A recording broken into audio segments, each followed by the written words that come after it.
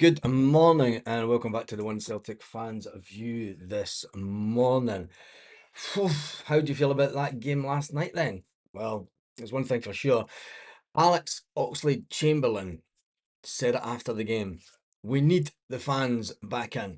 I understand that a lot of fans were staying away last night due to the fact that there had still been no contact from the board with anyone. And they had said that they would arrange meetings and the board put it off. But let's face it, the product on the pitch last night was poor. We were terrible last night. Martin O'Neill was honest after the game, which was refreshing to see from a manager.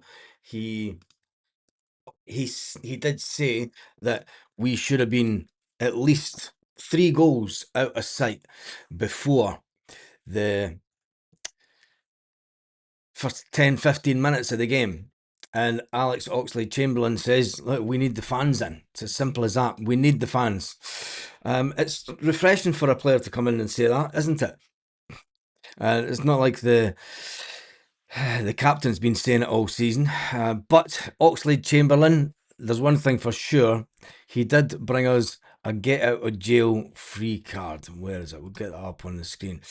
Celtic played the card and we did. We got out of jail because his fantastic goal, and it was sublime. It was, a lot of the Celtic players must be looking at themselves and saying, don't know, Rio Hatate for one. I'd even say Arne Engels if he gets fit again, or if he doesn't take the hump, and that's him to the end of the season now because he didn't get sold for 25 million. The thigh injury, Martin O'Neill was unsure about the extent of the injury. It's a bit ominous, you know. He kind of just went and then he went down. And I mean, I'm not saying that he would be feigning injury, but we've seen more players do it over the years than you would believe. But we need to be more clinical. Martin O'Neill said we need to be more clinical. If that's the performance level we can get off of Oxlade-Chamberlain when he's not played football all season, players like Rio Hatate will be looking over their shoulder saying, I'll be lucky to get into this team. But the good news, and if you watched the review video last night, I had no idea that Stephen Welsh had scored for Motherwell. Is your mother well this morning?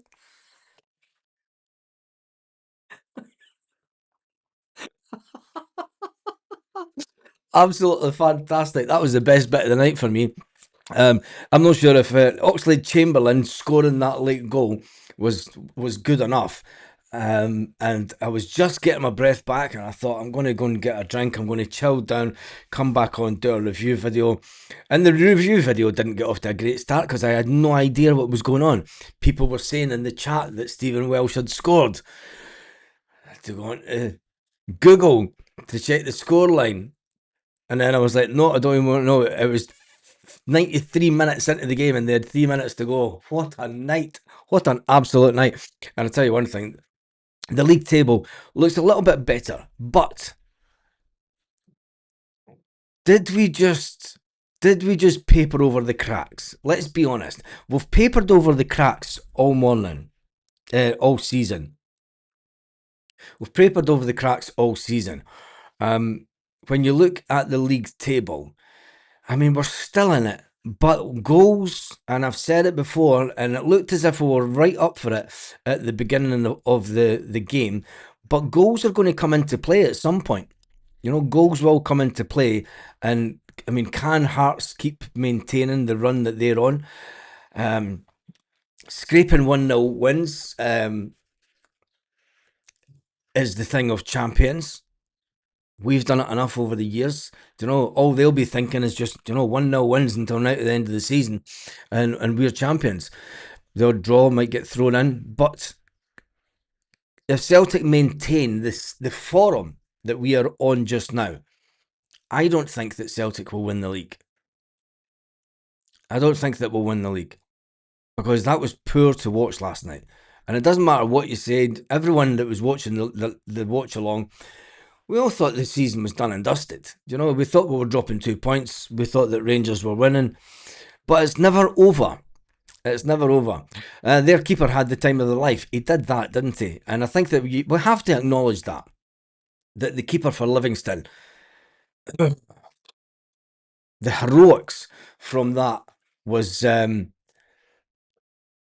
just unbelievable. We need our players to get a kick up the arse. The majority of them have definitely down tools.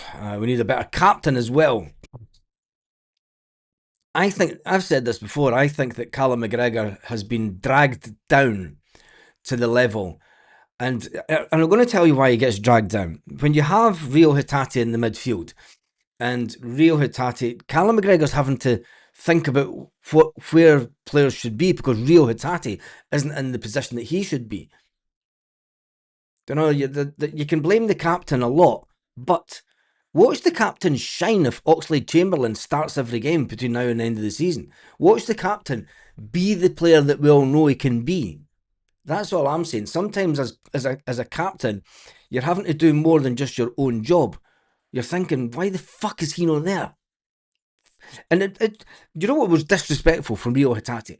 When Rio Hatate came onto the pitch, Callum McGregor was showing him what to do and telling him, and he completely dinghied him. He never even looked at Callum McGregor. Didn't even look at him. That's disrespectful in any bloody country. Do you know? Focus on what your captain is saying to you and then carry out your duties. Rio Hatate is just like that. Not even didn't even acknowledge Callum was speaking. I mean, some people give Callum a stick, but Callum can only fucking work with what's round about him. And sometimes as a player, you do get dragged down. I can't wait for Oxlade-Chamberlain to start. And Rio Hatate, for me, should never be in a Celtic shirt again. He needs sold in the summer. It's a massive, massive summer for Celtic. I don't think that a lot of fans appreciate the level of turnover that we're going to have this summer. And that's all honesty. And if it is Martinez that is if talks have taken place with Martinez to come in, and it is Martinez that's going to come in, do you know, so be it. He will know that this squad, and Sean Maloney knows. Do you know, Sean Maloney was sitting last night, and you could see the look on his face when Celtic TV camera panned to him, and he's sitting there thinking, I could have scored that with my big toe. I could have scored that with my pinky. Do you know, the look of disbelief on Sean Maloney's face last night. He knows that these players aren't good enough for Celtic. You know, he knows that some of them will not be here in the summer because his old mate's going to be the manager and he'll still be there as number 2. But anyway, Vaz, I'd happily paper over the cracks if it leads to success. The window is shut. Hearts and Rangers were terrible midweek as well.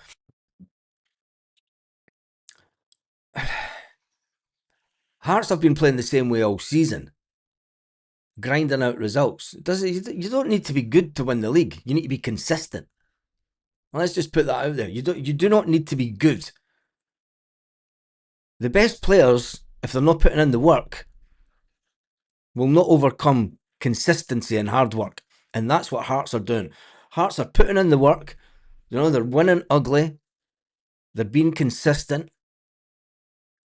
Our players aren't consistent, aren't winning ugly, and some of them looks as if they're already thinking about fucking their next move. That's the reality of Celtic Football Club. And some of us need to wake up and smell the coffee, because the chat on the comments last night, I mean, there was, I don't know, there was over 10,000 people that were on the live last night, the watch along. The comments said, oh, we knew that if we dropped 2 points last night, that was, the season was done. You know, paper, all we did with that Oxlade-Chamberlain goal was paper over the cracks. Yes, we have had the same since Brendan Rodgers was here. We cannot break down a team that will sit back and defend. We need quality on the park. Big Tam, I think that Martin O'Neill needs to go with 2 strikers up front, because Big Tam is getting just everyone doubling up on him. They've seen Celtic has got a big striker that's got a little bit of quality, so they're doubling up on him in defence. You need to help that guy out. Do we change the formation? Do we change? Martin O'Neill changed it to a 3 at the back last night. Do we go 3-5-2? You know, put the 2 wingers on, 2 strikers. Martin O'Neill's got a lot to think about, and he knows that, you know, that this team and players are underperforming their pay grade. Well underperforming their pay grade. Some of these players are getting paid highly by Celtic, and you've got to say, Rio Hatate, if he passes back any more than Callum McGregor, it's just unbelievable. I just don't see what the manager or anybody sees in Rio Hatate just now, because he brings nothing, absolutely nothing to Celtic. He brings one moment of magic. You cannot play a player for 45 minutes, 90 minutes to have 1 minute of magic.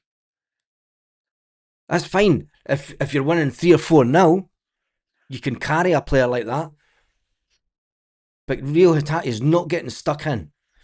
But there are many other players that you could say that just weren't up to it last night. But it is what it is. Your reaction to the goal when the watch long was priceless. Tell me about it. I just never seen where a goal was coming from last night. None of us did, let's be honest.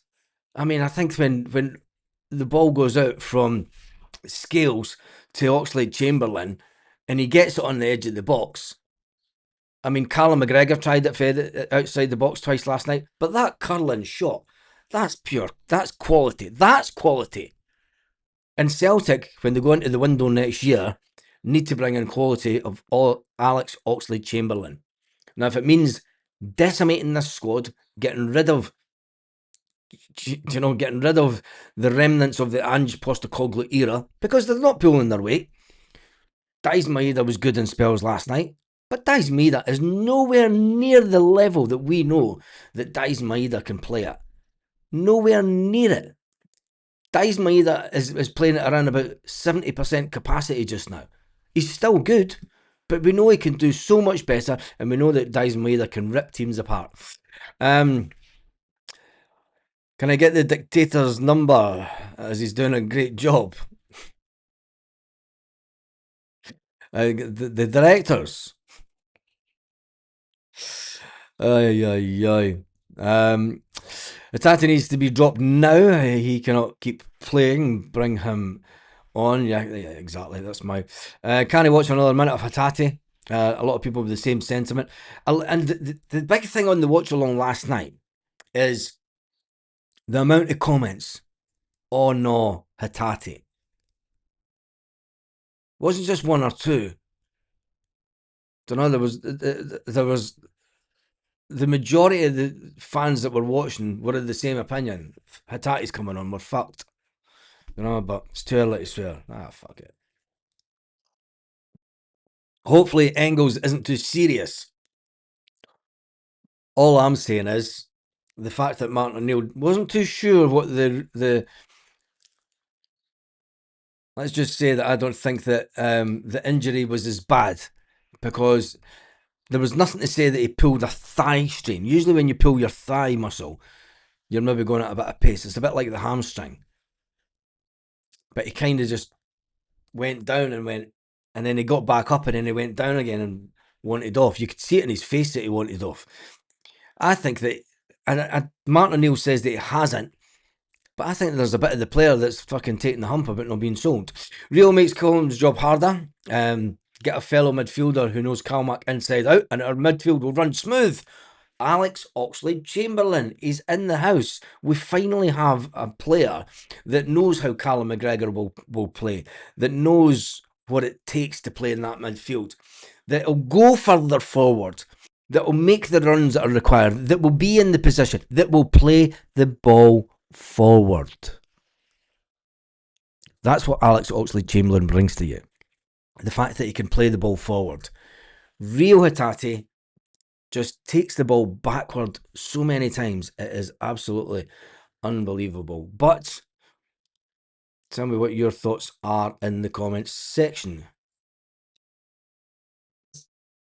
Anyway, let's. I done a slight analysis this morning. I was up early and I done a sort of analysis, the positives and the negatives of the game last night. The positives.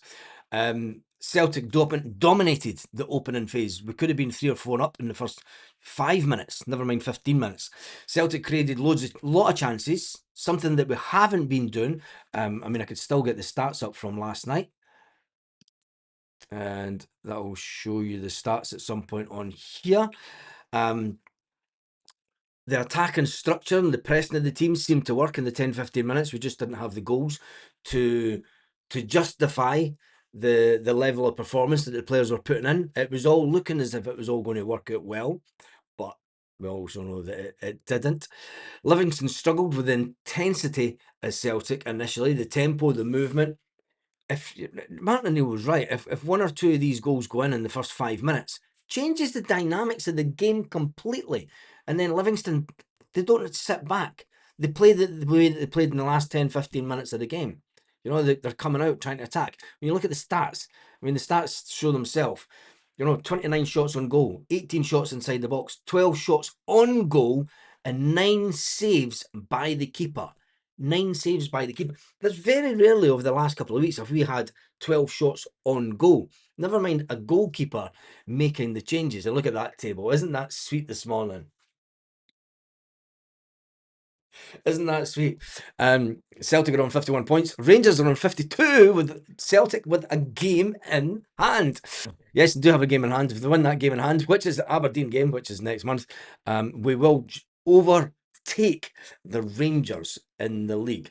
And that is a little bit of sweet success for Martin O'Neill and this Celtic team. Now,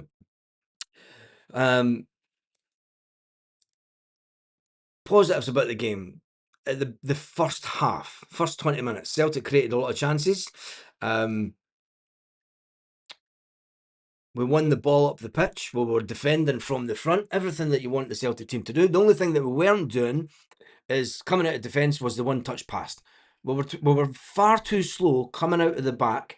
And I've said this before, when Liam Scales and Austin Trusty are not on form, do you know, when they're not saying one-touch pass, they slow the game down. It allows the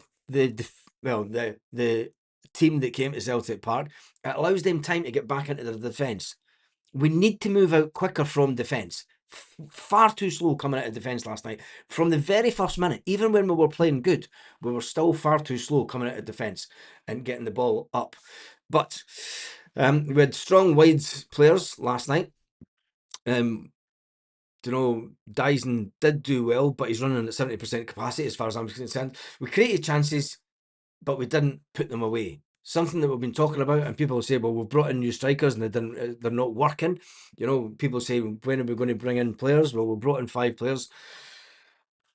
It's hard. Even Callum McGregor said it. And I understand football. You know, I understand when you've got pretty much the full opposing team in the box, and then you've got 9 Celtic players on the edge of the box, all trying to get through and get goals. But the movement from the Celtic team, the movement from the Celtic players in the box area, around the box area, needs to be far better. It needs to be way better. The movement is quite static within the team. You know, trying to get balls, they're playing balls into positions when there's no one there.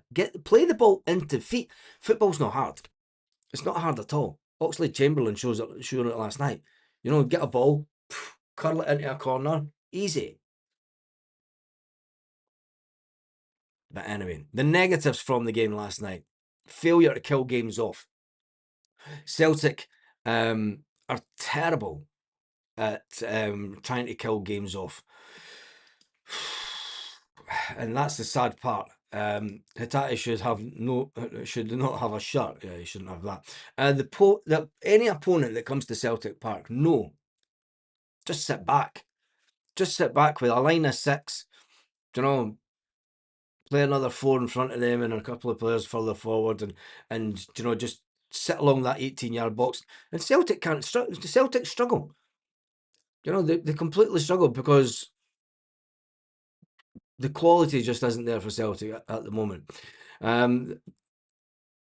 We allow the momentum to swing from, and especially at Celtic Park. Celtic had the momentum the first 25 minutes, and then the momentum swung. It just didn't. We didn't finish the team off. We allowed them to believe. You know, they played their A game. They played the only game that they knew they were going to play, and that's a defensive game. And then try and hit us on the break. They got a penalty. Was it a penalty? Rio Hatate, was he unlucky?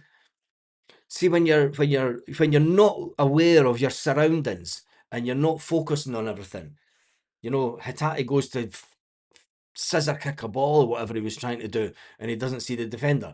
That's good for the attacker's point of view. That's exactly the way that you want to be playing. Blindside the guy that's going to be defending the ball and nip in front of him. Rio Hatate is meant to be a top level player, 25 million plus. He should be aware of his surroundings. If he can't be aware of what Callum McGregor is saying to him when he's standing right next to him, how is he going to be aware of a player that's right next to him from the opposing team? That is why Rio Hatate has not had a big move away from Celtic. Yes, it's believed that Celtic maybe turned down 10 million once upon a time. And I think if Celtic were ever offered 10 million for Rio Hatate, they should have jumped at the chance. Completely jumped at the chance. Fan media need to address Martin O'Neill about Hatate and why he keeps playing him. Fan media are not getting in. I believe that fan media are not getting into Celtic Park. Whether they are or not, I am not sure. But fan media could get their way in through the Herald, since they're all employed by the Herald. Just saying. There will be certain types of fan media allowed into the game. But anyway, the less about that, the better. Hatate is like a wee lost kid. Who would want to buy Hatate? Ooh, made my week when I see your reaction to the Welsh goal. One of them, yeah, it made my reaction. Fucking Jesus! I'm looking at. I come on the live and I'm getting ready to rip into the team, for lackadaisical performances all over, and the comments pop up, and I'm like, what? Oh man, what? What? Oh man. But anyway, crowd tension or lack of atmosphere. Is that now having an effect on the team at Celtic Park? That's a big one. And that is going to be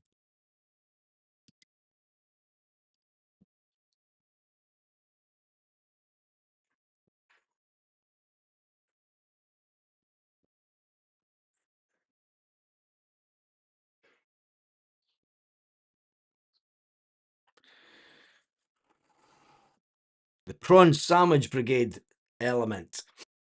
Is the lack of singing from the fans hurting the team? There's a poll question. I'm going to put that on the poll. Is the lack of singing hurting the fans and the team? Now, Alex Oxlade-Chamberlain addressed this last night, and Alex Oxlade-Chamberlain said, we need to entertain the fans. We need to give the fans something to shout and sing about. The fans are not the Green Brigade. Let's put that out there. The fans are not the Green Brigade. The fans are not the boys. The boys section was in there last night. The rest of the stadium,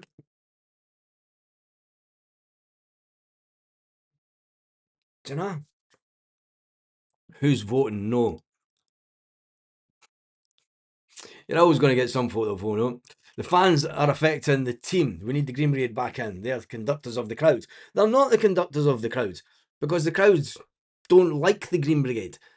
There's a big jump. Do you know, you've got to love Celtic fans. We're going to go right. You've got to love Celtic fans because a lot of them moan and complain. And they say, who the fuck do they think the Green Brigade think they are? They're fucking obnoxious, fucking noisy fuckers that think they're better than any supporters and demand things that, they're just a supporter like me and you. Get off your fucking ass and sing. What happened to back the team, sack the board? Now, I know that a lot of yous that go to games, I know that a lot of yous that go to games are getting on a bit. I know you maybe got a dodgy hip and a little bit of a dodgy back. And it's like, oh, I don't really want to stand for 10 minutes. You could still sing sitting on your arse, Just saying that. I need to try and find that picture of my brother. But anyway, let's jump into some of the comments.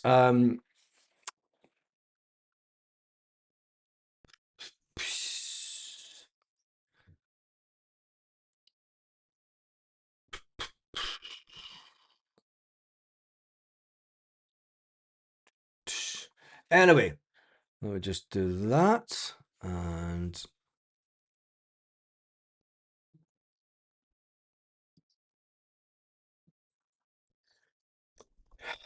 Martin O'Neill said it. The team needs to be better. The team needs to be more. Put the ball in the back of the net. But we've had 3 managers now say this.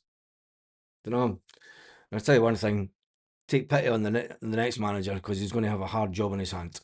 Bolton wanted Johnny Kenny. What's that to do with it? It'll be the Motherwell manager. Forget Martinez. He won't be coming to Scotland. Brown Warrior. I bet you eat your words at the end of it. Baz Ox has won more than any other player on the pitch. I don't think he's won more than James Forrest, but he's won more higher level competitions. I don't think his trophy haul goes as big as James Forrest, Joseph, but he has won, you know, the Champions League and such like. But anyway, when I seen the Ox goal, I thought I was watching Lubo again. That was his kind of strike. Yes, it was, and maybe he thought Lubo, shit, Maravchik's and I'm going to have to do a Lubo here. But anyway, somebody says stop all the negative shit. It's a bit of reality. We were absolutely shite last night, and if you thought that was a great performance last night, you maybe need to go back to your bed and have a little sleep and like watch the game over again.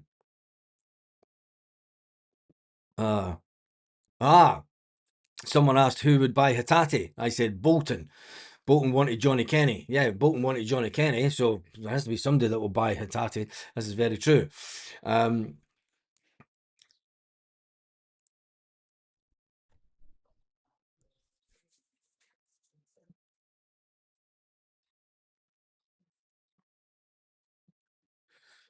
After last night's result, there should be no excuse for getting in behind a team.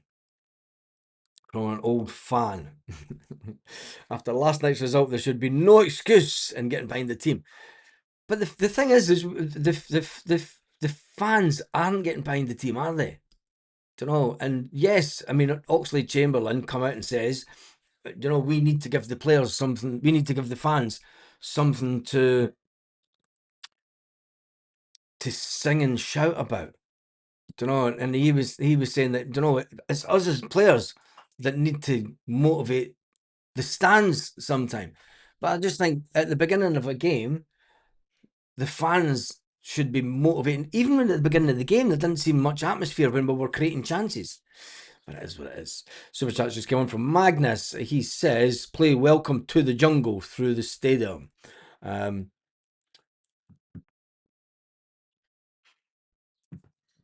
know how many rock fans are in the fan base, especially the younger ones. Maybe a techno version to try and get some of the younger fans, since the old ones are just like, I've seen this shite before. This is like the 1990s again. I'm no fucking singing anything. Fuck that shite.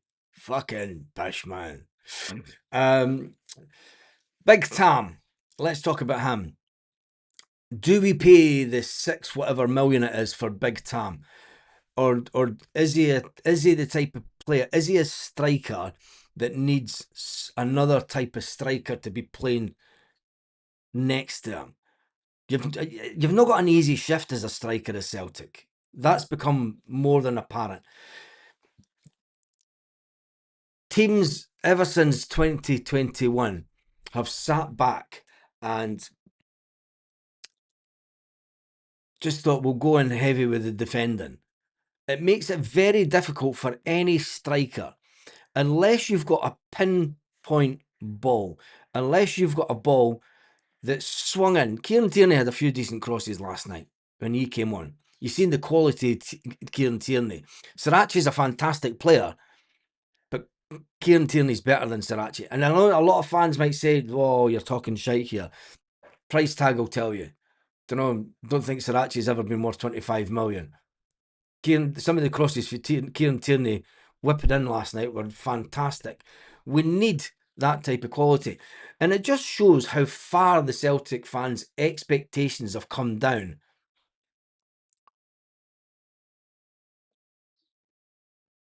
because of the quality that we're used to seeing. You don't need a techno version. Seen Sean Dyche has gone from Forests.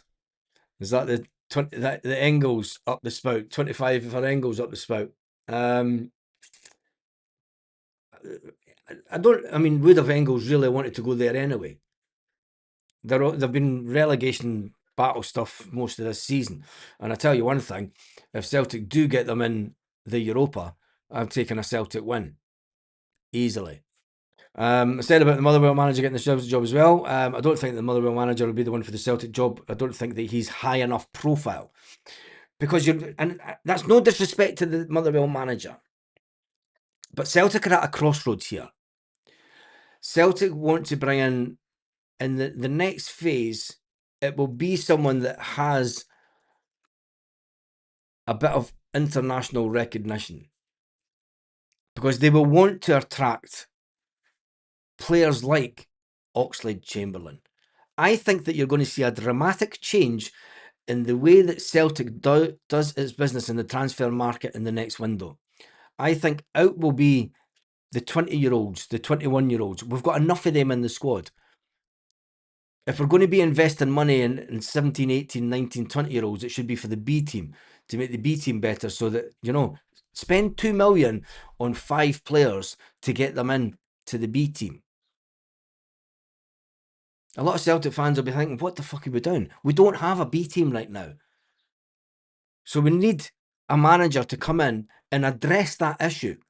The next manager's got a shitload of issues to address when he comes in. The B team's a shambles.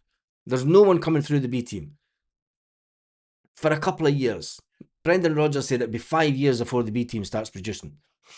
So we need to give a pot of capital for the B team, so that the manager and the backroom staff can identify younger players that are of a standard currently at their teams at the moment, and offer the club 250 grand, offer them 400 grand for the player, get them in the B team, show them there is a pathway to the first team in Celtic.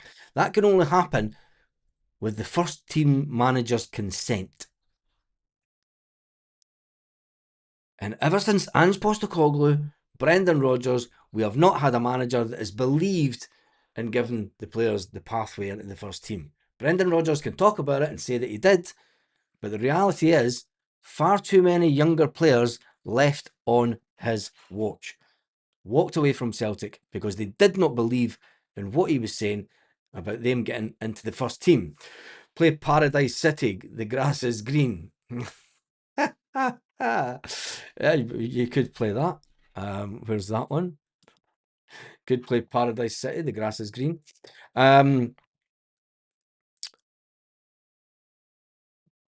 me jump back into somebody says attracting players will be a major pull for the board. The ability to attract high-level players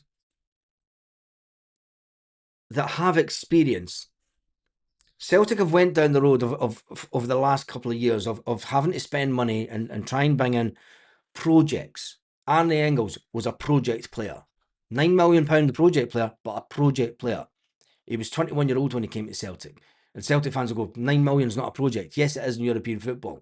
Right? Celtic are going to have to rip up and Martin O'Neill alluded to it in the last couple of days. He's alluded to the fact that, there's going to be major change in the way that Celtic do the recruitment.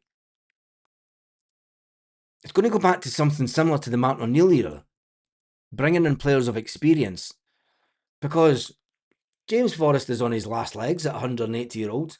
Callum McGregor's got a couple of seasons left in him.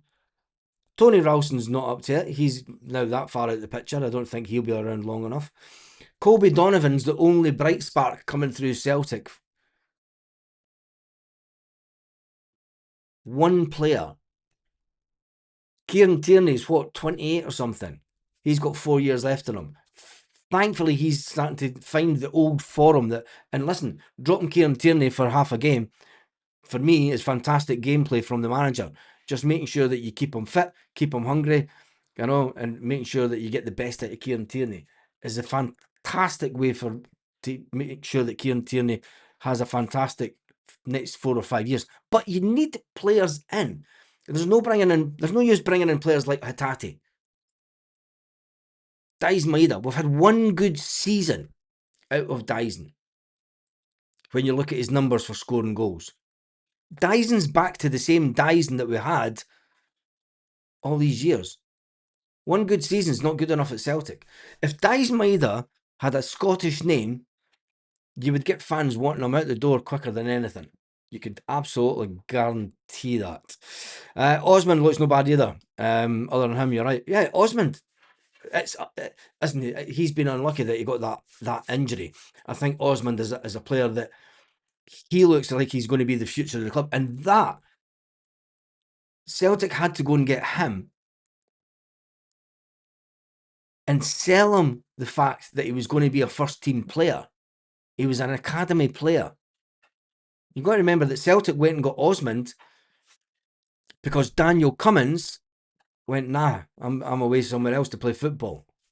I don't know how Daniel Cummins' career's down, but I'll tell you one thing, the young lad Osmond looks way better than him. So it could be a little bit bonus.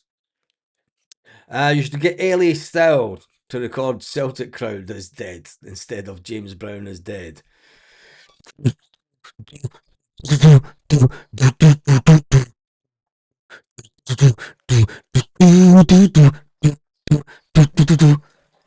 Celtic Park is dead. DJ Kev. DJ Kev. The B team is not good enough. Actually, the A team is not good enough. Yes, we all know this. Engels was 11 million. Yeah, Engels was 11 million, but who, don't know, 11 million, 9 million doesn't really care. It's he was a project player. He was brought into Celtic to improve, get better, and sell on. And he will be gone in the summer. Arne Engels will be gone in the summer. We could sit and we could analyse the players. Where was Bernardo last night? Chamberlain was on the bench, so Bernardo doesn't get on the bench. There's only so many players that you can get on the bench. Don't know. So you bring in Chamberlain, somebody has to make way, and it's going to be Paulo Bernardo, unfortunately. Osmond was coming into a game. Yes, he was. He was coming into a game, and that's why I think that he's going to be a fantastic Celtic player. But you need more of his quality at the same age. Do you know, when you think about great teams, they have a golden era of players that come through and that carry the team for 3 or 4 years, or you buy in players that add to the mix that can, of that age, that carry the team. We buy in players of an age group that are going to be sold on. They know it's a journey. They know that they're here for a couple of years. Dyson Maeda, Rio Hatate, they know that they should have been gone years ago. They wanted to be gone years ago.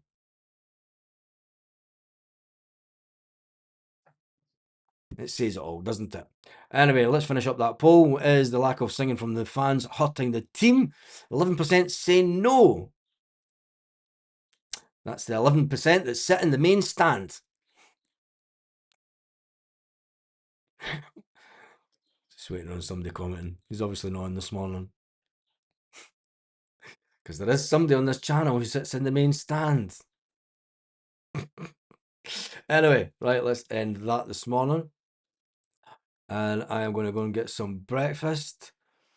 Luke McCowan up in the stand while Rio plays. Luke McCowan wasn't in the stand last night. Well, he was, wasn't he? He was. Anyway. Fair point, guys. I read that Martin O'Neill hasn't been impressed with Bernardo. He gets his chance, so he's off. I think that there's a lot of players that haven't impressed Martin O'Neill, but he's only here at the end of the season. Not many teams bringing through youngsters nowadays. Definitely not just us. Look at the Premiership, best league in the world. That's not a league that, you know, there's not many Beckhams and Nevilles and like coming through the English league in general just now. A lot of the English youngsters went away to Germany over the last couple of years. The Germans were buying up every youngster coming out that was of any decent quality over the last couple of years, because they know that once a player gets to a certain level. Why do you think the Italians are buying so many young Scottish players? Because they're cheap and they're good. And you'll get Celtic fans go, fuck that. 6 million? Are you having a giraffe? And you get Celtic fans going, he's not worth 6 million. And then the player goes and does fantastic in Italy. And we're sitting going, like a jilted groom at the altar. Don't know. Who cares? He's never a quality anyway. The board need to announce Daniel O'Donnell to replace the Green Brigade and lead the singing. Oh, no, that's the comment that ends the video. Anyway, on that note, have an absolutely fantastic day, Celtic fans, wherever you are, all around the world.